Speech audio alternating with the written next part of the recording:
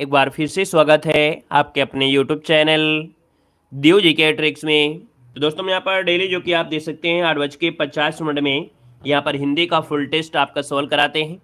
और आप कोई भी एग्जाम की तैयारी कर रहे हैं, है ना, अगर आपके एग्जाम में हिंदी आती है तो डेली का डेली टेस्ट आप लगा सकते हैं और अपने यहाँ पर जांच सकते हैं कि आप लोग कितना यहाँ पर तैयारी है, कितनी स्कोर आपका हिंदी में है। ठीक है, चलिए सभी को जय हिंद, सभी को जय हिंद, सभी को जय हिंद।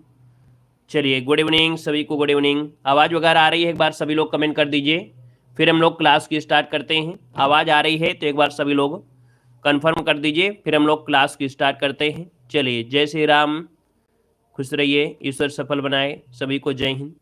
चलिए आवाज़ आ रही है तो एक बार सभी लोग कमेंट कर दीजिए, फिर हम लोग क्लास को स्टार्ट करते हैं और थोड़ा सुपर फास्ट तरीके से रहेंगे। ठीक है, रेडी हैं?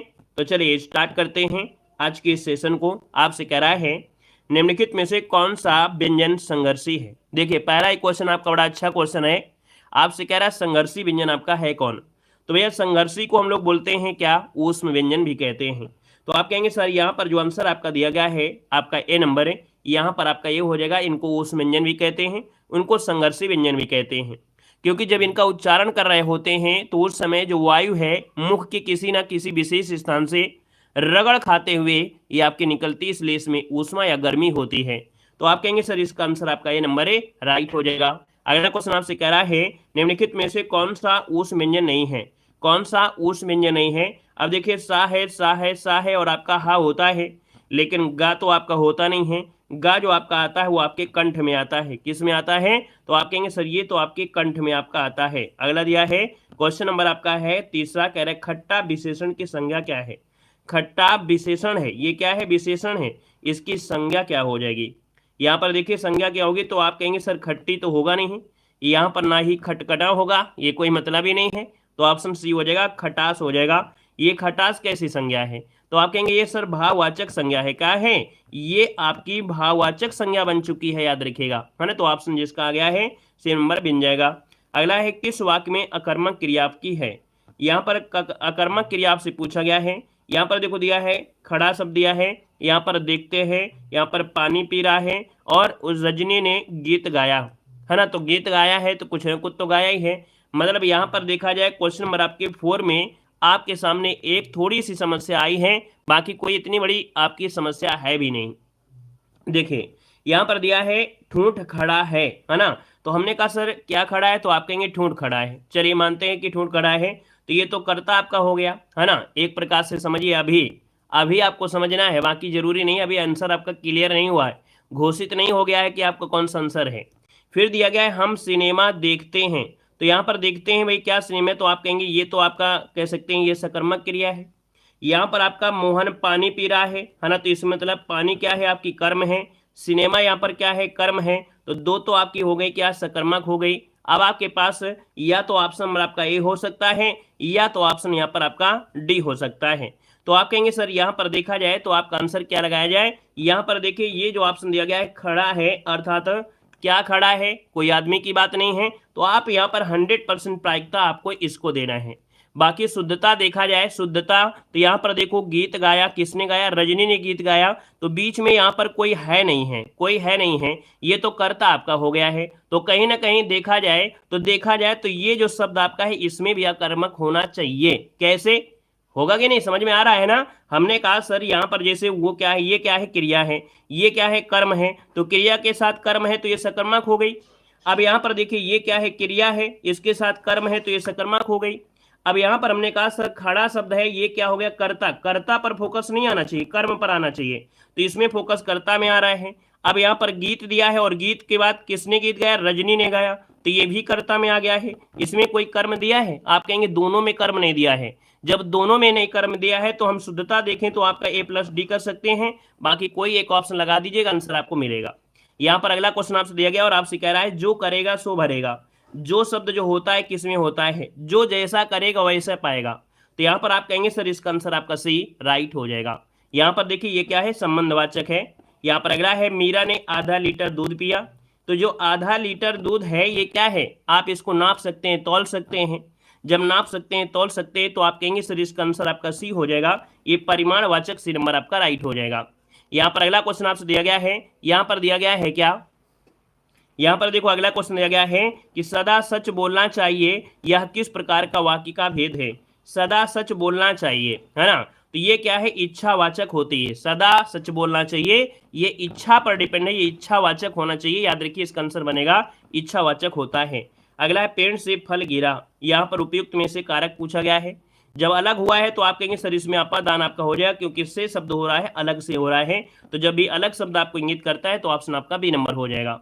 अगला आपसे यहाँ पर दिया है धनवान का स्त्रीलिंग इनमें से क्या होता है। धनवान का स्त्रीलिंग क्या हो जाएगा, तो आप कहेंगे धनवान का होता है, धनवानी नहीं होगा, यहाँ पर हो जाएगा धनवती। धनवती जो कि ऑप्शन नंबर आपका सी राइट हो जाएगा, धनवती बन जाएगा। ठीक है ना। अगला क्वेश्चन आपसे कह रहा है निम्नलिखित में से आगत या विदेशी शब्द आपका है कौन सा। आगत या विदेशी जो आपके विदेश से आया है।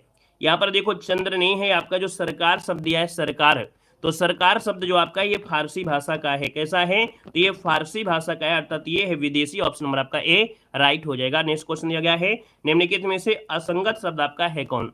हम आपके कमेंट के स्पीड के हिसाब से पढ़ा नहीं पा रहे हैं, आप समझ सकते हैं, है ना। आप लोग इतना आगे आगे कमेंट कर रहे हैं कि मतलब आप लोग हमारी स्पीड को भी पीछे किए हुए हैं, है ना। चलिए देखते हैं हम आगे होते कि नहीं। यहाँ पर देखो असंगत दिया गया है, तुष्मा दिया है, जैसा है, आपसी है और धार्मिक दिया है। 11 नंबर की बात करते हैं तो 11 नंबर में आपसे असंगत क्या है, तो देखिए यहाँ पर जो धार्मिक दिया है ना, धार्मिक ये क्या है, विशेषण है, ये विशेषण संज्ञा से बनी है। बाकी जो सभी हैं वो आपके सर्वनाम से बने हैं। क्या बने हैं, वो सर्वनाम से बने हैं। तो ये है आपका आंसर, आपका डी नंबर है। अगला है निम्नलिखित में से रूढ़ शब्द आपका है कौन। रूढ़ शब्द होता है जिसका खंडन नहीं कर सकते हैं, और खंडन करेंगे तो उसका कोई अर्थ भी नहीं निकलेगा। तो यहाँ पर पंकज है, विद्यालय है, जलज है, लेकिन ऑप्शन नंबर आपका डी दिया है कमल। अब देखिए अगर कमल को हम बीच से तोड़ दे तो इसका फिर बीच में कोई अर्थ निकलेगा नहीं। तो याद रखिए यहाँ पर यह है, इस शब्द को तोड़ नहीं सकते, और तोड़ भी दिया जबरदस्ती आपने तोड़ना चाहा तो इसका भी अर्थ नहीं निकलेगा, है ना। तो यहाँ पर आंसर आपका हो जाएगा आपका डी नंबर। नेक्स्ट क्वेश्चन दिया गया है किस क्रम में सही आपका मेल है। क्वेश्चन नंबर आपका 13 है। यहाँ पर देखो सही पूछा गया है, अंश का दिया है सूर्य और अंश का दिया है कंघा दिया गया है ना। अंश का सूर्य दिया और अंश का कंघा दिया गया है। क्या ये सही वाला पॉइंट आपको है। तुरंग वाला देखिए ऑप्शन सी वाले में, यहाँ पर देखो तुरंग और घोड़ा और तरंग आपका लहर हो गया ना, आंसर आपका सी नंबर है, आपका जवाब राइट हो जाएगा। क्लियर है। चलिए आगे बढ़िए। क्वेश्चन आपसे अगला पूछा गया और आपसे यहाँ पर दिया गया है जलज एवं जलद का अंतर कहाँ स्पष्ट होता है। जलज एवं जलद का अंतर कहाँ स्पष्ट होता है, ये पूछा गया है। हमने कहा जा मतलब होता है जल के बारे में, और दा होता है बादल में होता है ना। तो आप कहेंगे सर 14 नंबर का जो ऑप्शन है वो आपका क्या हो जाएगा, यहाँ पर आपका बी याद रखिएगा कमल हो जाएगा, जिसमें जा लग जाता है, जल के साथ अगर जा लग जाए तो कमल होता है, और जल के साथ दा लग जाता है तो बादल होता है। ऑप्शन नंबर आपका बी राइट हो जाएगा। अगला क्वेश्चन यहाँ पर दिया गया और आपसे कह रहा है, यहाँ पर दिया है प्रेमबल शब्द का हिंदी रूप क्या होता है। प्रेमबल शब्द का हिंदी रूप इनमें से क्या होगा। 15 नंबर का ऑप्शन क्या बनेगा, तो यहाँ पर ऑप्शन सी देखिए प्रस्तावना जो दिया है, प्रस्तावना। ठीक है ना, प्रस्तावना आपका आंसर है, राइट हो जाएगा। और यहाँ पर देखिए अगला क्वेश्चन आपसे दिया गया है, कह रहे निम्नलिखित वाक्यों में से किस वाक्य में सर्वनाम का अशुद्ध रूप प्रयोग किया गया है। अशुद्ध रूप का प्रयोग हुआ है, यहाँ पर देखिए आपका आंसर दिया गया है 16 नंबर में। और 16 की बात करते हैं तो कह रहा है वह स्वयं यहाँ नहीं आना चाहती। ठीक है, आपके आग्रह पर मैं दिल्ली जा रहा हूँ। मैं तेरे को, मैंने कहा कि कभी भी हिंदी में मेरे को तेरे का प्रयोग नहीं होता है। तो आप कहेंगे सर आंसर नंबर आपका सी वाला जो आपका है ये आपका बिल्कुल क्लियर हो जाएगा। ठीक है ना, क्लियर है। चलिए भैया गुड इवनिंग, गुड इवनिंग। अगला क्वेश्चन दिया गया है एक प्रत्यय लगाने पर सप्ताह रूप इनमें से क्या होता है। और देखिए हमने बताया था एक प्रत्यय लगा है तो भैया जो सा शब्द है ये बड़ा हो जाएगा, है ना, मतलब स्टार्टिंग में बड़ा आ जाएगा। लास्ट में अगर एक प्रत्यय लगा है तो समझिए पहले जो आपका शब्द होगा उसमें क्या होगा, बड़ा की मात्रा होगी ही होगी। अब आप देखिए 17 नंबर में जो ऑप्शन बी दिया है साप्ताहिक होता है। क्या होता है, साप्ताहिक। याद रखिए जब एक प्रत्यय लगा हो तो जो आपका स्टार्टिंग वाला वर्ण होगा वो बड़ा की मात्रा लग जाती है, ये रूल होता है। ठीक है। अगला क्वेश्चन आपसे कह रहा है कि अभ्यागत शब्द में उपसर्ग इनमें से कौन सा है। अभ्यागत में उपसर्ग पूछा गया है। अभ्यागत में की बात करते तो 18 का जवाब आपका आ गया है अभिधन आगत। तो अभी जो ऑप्शन है क्या है, उपसर्ग है, क्योंकि उपसर्ग होता है किसी भी शब्दांश के पहले लगकर उसका अर्थ में परिवर्तन कर देता है। यहाँ पर अगला दिया है विलोम शब्द आपसे पूछा गया है। आपसे कह रहा है कि सर यहाँ पर महान का विलोम होता क्या है। महान का विलोम क्या हो जाएगा। महान का विलोम देखिए आप लोगों के जवाब भी आ गए हैं, काफी स्पीड के साथ आ रहे हैं, वेरी गुड। महान दिया है, कोई व्यक्ति अगर महान है तो इसका मतलब है कि आपका जो आंसर बनेगा इनमें से क्या होगा, तुच्छ हो जाएगा क्या। चलिए यहाँ पर देखा जाए तो आप कहेंगे सर 19 नंबर का जो ऑप्शन आएगा, यहाँ पर 19 को ऑप्शन नहीं हो जाएगा, तुच्छ होता है, तुच्छ हो जाएगा।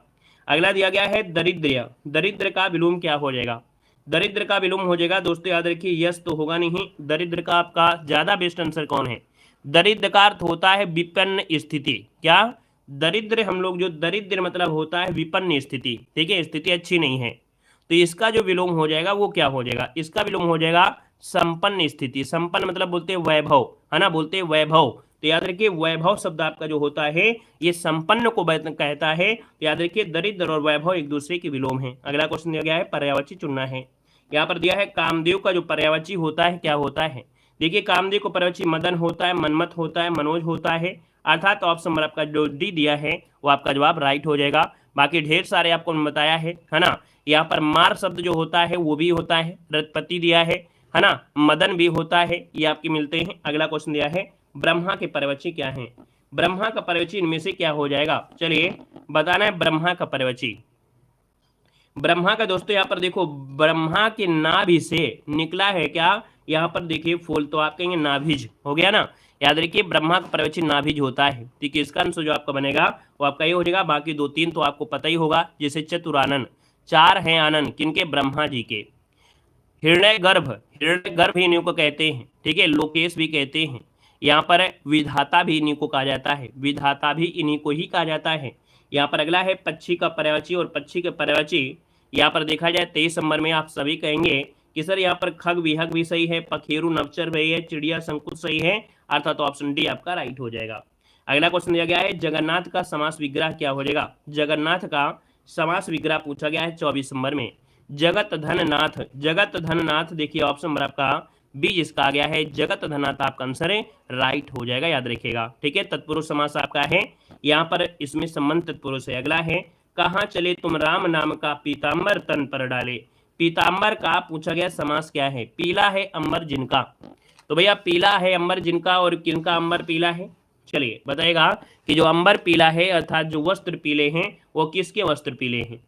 देखिए यहाँ पर 25 नंबर में ऑप्शन, तो आप कहेंगे सर ये बहुव्रीहि समास आपका हो जाएगा, क्योंकि कहीं ना कहीं भगवान विष्णु की या भगवान कृष्ण की बारे में बात हो रही है, इन्हीं के वस्त्र जो होते हैं वो आपके पीले होते हैं, तो यहाँ पर आंसर आपका बनेगा ए नंबर हो जाएगा, पीत है अंबर जिसका, है ना, या पीत है जो अंबर, ये कह सकते हैं, शुद्ध बनता है पीत है जो अंबर, पीत है जो अंबर।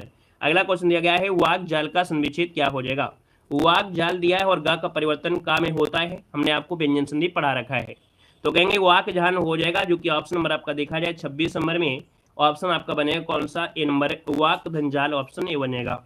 अगला है समुद्रोर्मी का संविच्छेद इनमें से क्या है, समुद्रोर्मी का संविच्छेद इनमें से क्या होगा 27 नंबर में, तो देखो यहाँ पर एक शब्द पहले निकल आएगा समुद्र, फिर निकलेगा उर्मी, है ना, कहेंगे समुद्र धन उर्मी। अब देखा जाए तो आपका आंसर क्या बन रहा है, यहाँ पर ऑप्शन आपका सी बन रहा है, समुद्र धन उर्मी हो जाएगा। अब इसमें आप देखेंगे संधि कौन सी है, तो आप कहेंगे सर संधि की बात करते हो ओ की मात्रा आपकी है, और ओ की मात्रा जो आपकी है वो आपकी किस में होती है, गुण में होती है, तो आप कहेंगे सर इसमें गुण संधि है। अगला दिया है निम्नलिखित में से अशुद्ध वाक्य बताना है, अशुद्ध वाक्य इनमें से है क्या, 28 नंबर में पहला ऑप्शन देखिए, तुम्हारा दुष्कृत्य दंडनीय है, पंडिताइन भली महिला है, मुझे भय है कि वह बेईमानी करेगा, मुझे भय है कि वह बेईमानी करेगा, देखिए 28 नंबर में, चलिए मुझे भय है कि वह बेईमानी करेगा, भय की जगह अगर भय शब्द अगर लगाया गया है तो थोड़ा सा इसकी जगह ये कर दिया जाए शंका, है ना, यह संदेह है, क्योंकि आपको संदेह है, आपको भय नहीं होगा, आपको हम लोग कह सकते हैं, इसको 2 शब्द कह सकते हैं, एक तो शंका शब्द होता है, शंका भी इसकी जगह प्रयोग कर सकते हैं, या तो इसको हम लोग संदेह भी कह सकते हैं, संदेह है ना, आप कहेंगे मुझे शक है कि वह बेईमानी करेगा, या मुझे संदेह है कि वह बेईमानी करेगा, तो भय की जगह आपको शक कर लीजिए, शक की जगह शंका कर दीजिए, ज्यादा अच्छा रहेगा, शंका करिए, ठीक है, मुझे शंका है कि वह बेईमानी करेगा, मुझे संदेह है कि बेईमानी करेगा, ठीक है, तो शंका शब्द आपको उचित रहेगा, ठीक है, इसलिए ये गड़बड़ी है। अगला है निम्नलिखित में से कौन सा विकल्प आपका शुद्ध दिया गया है 29 नंबर में। यहाँ पर देखिए आपसे कह रहा है शुद्ध विकल्प है एक गिलास, एक पानी का गिलास तो होता नहीं है। मैं कपड़े नहीं दिया हूँ, मैंने कपड़े नहीं दिया है। यहाँ पर देखिए मैं आपकी प्रतिरक्षा करता हूँ, मैं आपकी प्रतिरक्षा करता हूँ। और अगला दिया है कृष्ण पीताम्बर धारण करते थे, यहाँ पर 29 नंबर में। तो मैंने कपड़े नहीं दिए, मैंने कपड़े नहीं दिए ये आपका होना चाहिए, इस मतलब गड़बड़ी हो गई है। मैं आपकी रक्षा करता रहा, मैं आपकी रक्षा, देखो ये प्रतिरक्षा दिया गया है, तो भैया मैं आपकी रक्षा एक प्रकार से कह सकते हैं मैं आपकी रक्षा करता रहा। कृष्ण पीताम्बर धारण करते थे, ऑप्शन डी आपका राइट हो जाएगा, शुद्ध ऑप्शन आपका डी वाला जाएगा। अगला आपसे दिया गया है लोकोक्ति के बारे में दिया है। लोकोक्ति की बात करते हैं तो 4 विकल्प दिए गए हैं, सही अर्थ जो आपका हो आंसर लगा देना है। हाथ तंग होना, इस मुहावरे का अर्थ क्या है? हाथ तंग होना मतलब होता है मुसीबत में फंसना या धन की कमी होना, तो आप कहेंगे धन की कमी, आपका आंसर है यहाँ पर बी बनेगा। अगला है कभी नाव गाड़ी पर, कभी गाड़ी नाव पर। अब यहाँ पर देखिए आपका जो आंसर बनेगा राइट इनमें से क्या हो सकता है।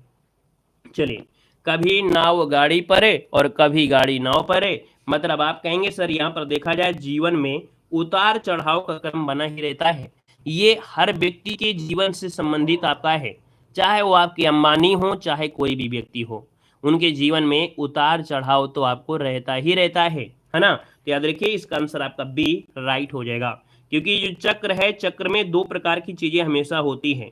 इस चक्र में आपको खुशी और ना, जो खुश होता है, खुशी होता है और दुख होता है, बराबर आपको देखने को मिलेंगे। कभी आपको सुख मिलेगा, कभी दुख मिलेगा, क्योंकि जीवन का चक्र ही ऐसा आपका बनाया गया है और ये सबके साथ है। तो इसका आंसर हो जाए जीवन में उतार चढ़ाव का क्रम बना ही रहता है। अगला है जान पर खेलना, 32 नंबर आपसे दिया है। तो जान पर खेलना यहाँ पर आप कहेंगे सर जोखिम उठाना आपका हो जाएगा। अब रहता है अगला क्वेश्चन दिया है कि झूठ के पैर नहीं होते हैं। देखिए 33 नंबर में झूठ के पैर नहीं होते हैं, मतलब झूठ अधिक नहीं चलता है ना, झूठ अधिक नहीं चलता है, कभी ना कभी तो झूठ आपको पकड़ा ही जाएगा, तो इसलिए झूठ के पैर नहीं होते हैं, झूठ अधिक दिन नहीं चलता है। अगला है आग में घी डालना। देखिए 34 नंबर दिया है, और आग में घी डालना मतलब होता है क्या, बात को बढ़ाना या क्रोध को बढ़ाना। ऑप्शन नंबर आपका सी हो जाएगा, क्रोध को बढ़ाना आपका आंसर बिल्कुल सही हो जाएगा। अगला है रिक्त स्थान आपको भरना है ना, क्या भरना है, यहाँ पर देखो दिया गया है, कह रहा है मनुष्य के में पुस्तक उसकी मित्र, मार्गदर्शक, प्रेरक और साथी होती है ना। यहाँ पर देखेंगे कि सर जी जो मनुष्य के एकांत में है ना, याद रखिए जब मनुष्य क्या होता है किसी से रूठा हो या कभी उसको समस्या कभी ना कभी तो आती ही आती है, तो आपका क्या है कि जो पुस्तकें होती हैं, जब आप एकांत में हो तो आपको क्या करना है, अपनी पुस्तकें है ना, सबसे अच्छा मित्र होती हैं उनकी पुस्तकें। पुस्तकों में ही आपको मार्गदर्शक है, प्रेरक है और आपके साथी होती है। आप नॉवेल पढ़ते हैं, कहीं कहानी पढ़ते हैं, कहीं कुछ पढ़ने लगते हैं, तो आप कहेंगे सर आंसर नंबर आपका भर देंगे सी नंबर। अगला क्वेश्चन दिया गया है और आपसे कह रहा है धोखे भरे आधुनिक समाज में की प्रवृत्ति दिन प्रतिदिन बढ़ती जा रही है। 36 नंबर में आप कहेंगे सर 36 को ऑप्शन है यहाँ पर बी नंबर है कि धोखे भरे आधुनिक समाज में ये जो प्रवंचन दिया गया है, प्रवंचन शब्द जो दिया गया है यहाँ पर 36 नंबर में जो प्रवंचन शब्द आपका दिया गया है, ये इसमें हो जाएगा कि धोखे भरे आधुनिक समाज में प्रवंचन की प्रवृत्ति दिन प्रति बढ़ रही है। यहाँ पर आंसर आपका हो जाएगा बी नंबर है, राइट हो जाएगा। यहाँ पर अगला क्वेश्चन आपसे दिया गया है कि जाति सामाजिक स्तरीकरण की एक व्यवस्था है। जाति सामाजिक स्तरीकरण की क्या है, एक व्यवस्था है, और कैसी व्यवस्था है, तो दोस्तों ये है एक मानकीय, क्या है भाई, मानक है कि जो छोटा व्यक्ति है, बड़ा व्यक्ति है ना, तो यहाँ पर जो आंसर है आपका ए नंबर है, राइट हो जाएगा, मानकीय व्यवस्था है। अगला दिया है किस विकल्प में सभी शब्द आपके तद्भव हैं। तद्भव शब्द की पहचान करना है, और तद्भव की अगर बात कर लेते हैं तो आपका आंसर में से क्या हो जाएगा। 38 नंबर में देखिएगा आपसे कह रहा है आग दिया है, जीव दिया है और घर दिया है, कहेंगे शायद पहला ही ऑप्शन आपका हो जाएगा है ना। यहाँ पर बिल्कुल पहला ही सही हो जाएगा, क्योंकि सत्य यहाँ पर तत्सम है, यहाँ पर देखा जाए पत्र तत्सम है, यहाँ पर पुष्प तत्सम है, तो ऑप्शन नंबर आपका पहला ही बिल्कुल राइट हो जाएगा। अगर आपसे कह रहा है गधा का तत्सम क्या होता है, तो गधा ही होता है, लेकिन तत्सम कर देंगे तो आपको बन जाएगा क्या, गर्दभ, जो कि ऑप्शन आपका डी बनेगा। अगला है क्रोध किस रस का स्थायी भाव है। क्रोध किस रस का स्थायी भाव है, 40 नंबर आपसे कह रहा है, तो क्रोध किस रस का है, तो देखिए आपका जो आंसर है यहाँ पर 40 नंबर में, तो ऑप्शन नंबर आपका बनेगा क्या, क्रोध होता है रौद्र का होता है, क्या होता है, रौद्र का होता है, ठीक है ना। अब यहाँ पर अगला क्वेश्चन दिया है कि रावण सिर सरोज वनचारी चले रघुवीर सिली मुखधारी, यहाँ पर सिली मुख में अलंकार क्या दिया गया है। चलिए 41 नंबर है, यहाँ पर जवाब देना है सिली मुख में अलंकार क्या है। अब आप ढूंढ रहे होंगे रूपक अलंकार, लेकिन रूपक अलंकार आपको नहीं दिख रहा होगा, है ना, रूपक अलंकार आपको नहीं दिख रहा होगा। ठीक है, खुश रहिए भैया, खुश रहिए, ईश्वर सफल बनाए। देखो यहाँ पर दिया गया है सिली मुख, तो हमने कहा सर सिली मुख में तो भैया जब रूपक अलंकार नहीं है तो क्या हो सकता है, इसका जो आंसर है आपका जवाब क्या बन जाएगा।